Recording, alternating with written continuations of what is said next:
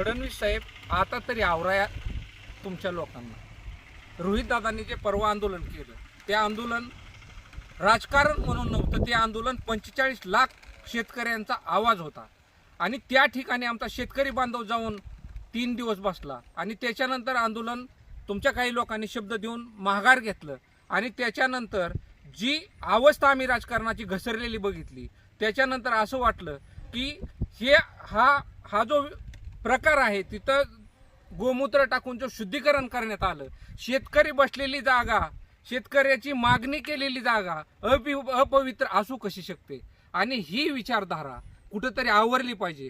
गोरक्षण इथपर्यंत हा विषय ठीक होता, आता गोमूत्रावर आला आणि ही गोष्ट सहन नाही होणार. कारण शेतकऱ्यांची जून महिना ओलांडत आला तरी पाऊस नाही आणि अशा पिरियडमध्ये तुम्ही जी लावलेली चेष्टा आहे शेतकऱ्याची, ती चेष्टा रोहितदादाची नसून 45 लाख शेतकऱ्यांची आहे आणि ती भविष्य काळामध्ये अशी लोक जर तुम्ही आवरली नाही तर भविष्य काळामध्ये आमच्याकडे 6 बैली नांगर असतो, तो नांगर घेऊन आम्हाला तुमच्याकडे यावं लागेल आणि नांगरासहित आंदोलन करावं लागेल आणि तुमच्या पाठीमागं इथून पुढं अशा लोकांना जर थांबवलं नाही तर यांच्यावर तोंडाला काळं फासणं हे फार शब्द लहान आहेत. यांच्या बाबतीत शेतकरी पूर्ण विचाराने यांच्या पाठीमागं लागतील याच्यामध्ये कुठलीही मला शंका नाही.